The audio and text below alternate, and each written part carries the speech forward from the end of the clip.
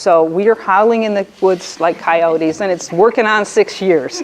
But what we want to do is we want to make sure that we are in touch with the people who are interested in this this topic and want to help. We want to hear from our supporters. We want to know how we're doing. Do you think that we're doing the right things? Do you think that we could be doing better? Do you think we need to be more edgy, more in your face about some things, or do you think we need to back off a little bit? Those are all opinions, but we want to make sure that we're hitting the right notes. We want to know how we can best represent you. So we have some cards and we have some things over here, and later on we're going to hear from Ed first, I think. He's going to talk a little bit more about what we've been doing recently so that you'll have a little more background on what we have been doing and you know what you might think we need to do from there. So are you ready, Ed? Can I just say, as one of the things the judge has called us is the Buckles Hamready gang. So you're seeing them right there. There's Hamready. We're the gang. That's right. Oh, sure. Oh. Cool.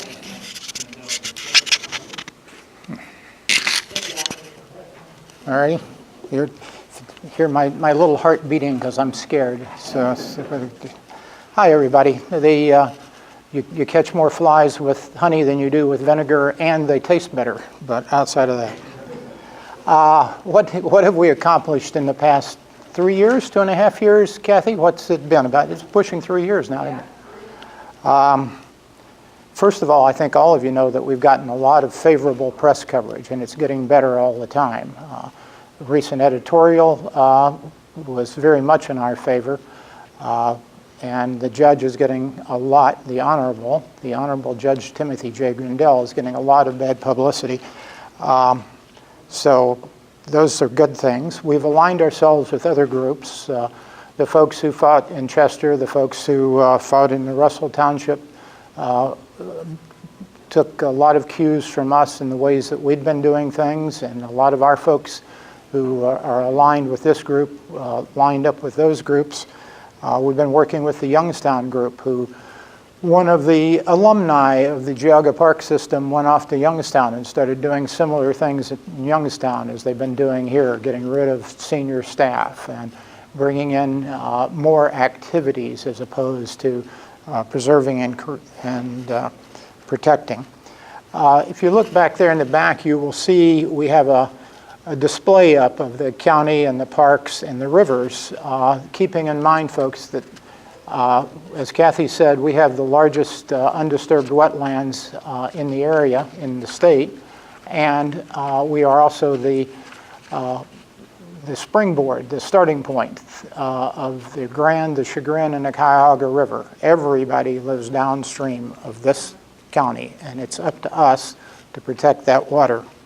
So we've been going to board meetings, and they have greeted us warmly by, first of all, moving the meetings from the evening when people could actually get there and having them at various places around the county, to moving them to 10 o'clock in the morning, 9:30 in the morning, 9 o'clock in the morning, Tuesdays, next one's Monday. They just keep moving it, hoping that we won't show up. So we keep showing up.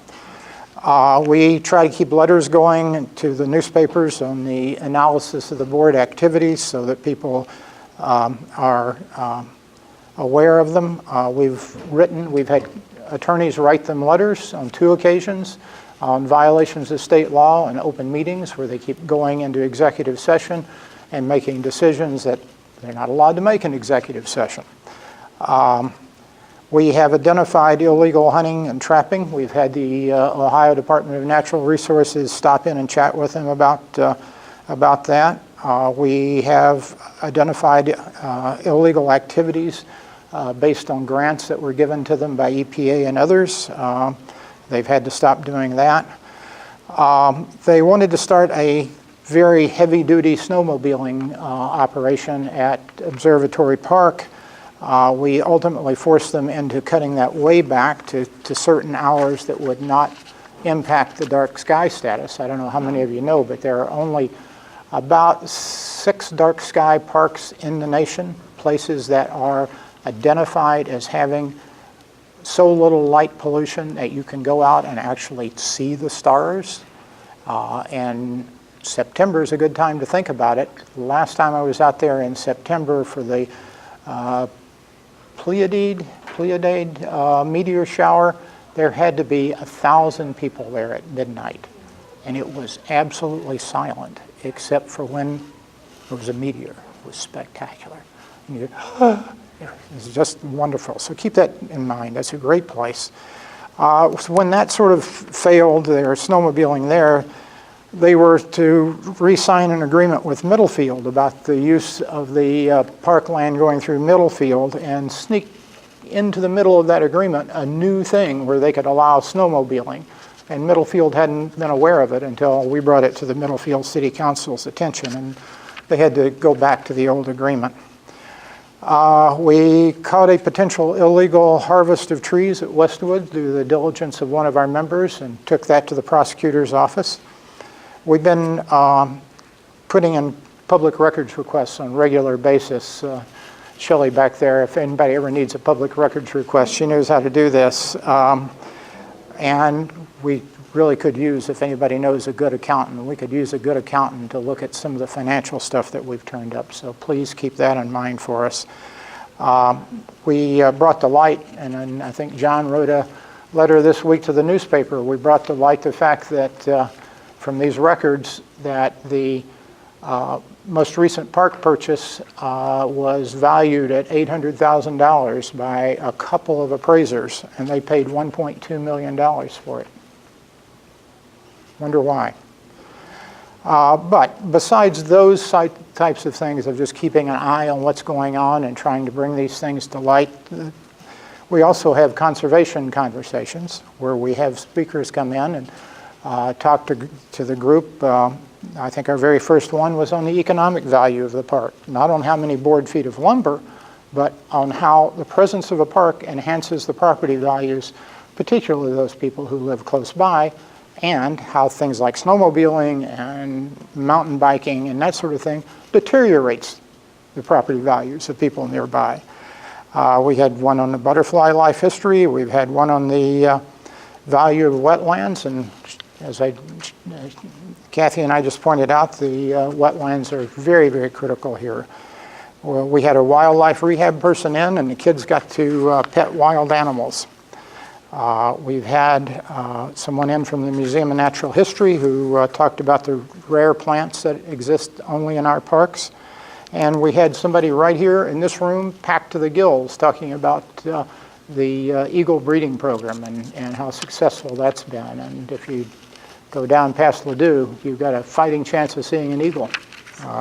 Actually, driving here today from Troy Township, I almost ran over turkeys on 87. So, upcoming April 20th, we have the Western Reserve Land Conservancy representative coming in to talk about conservation easements and how important they are and how to go about doing them.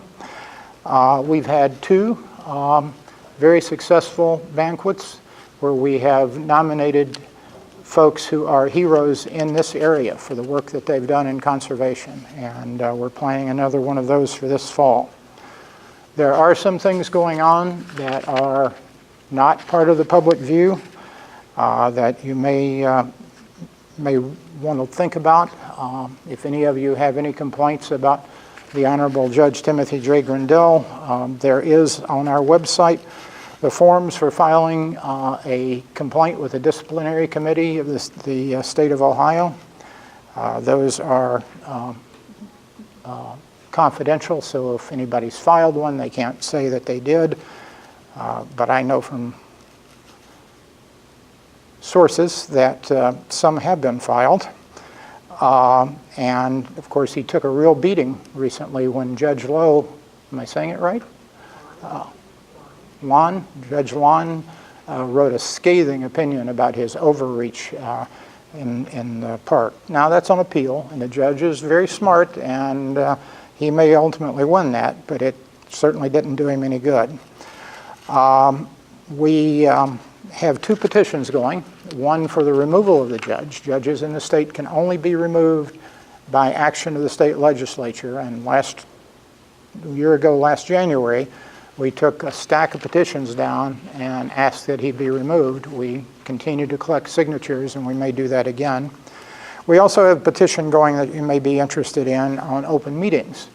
There is a requirement in the state that all public bodies have to have meetings in public and conduct their business in public. And we have questions about whether that's actually happening with this board. But there is no requirement that they allow you to speak. So that's how they've shut us down. One township here has already passed an ordinance saying if you use township property for your meeting,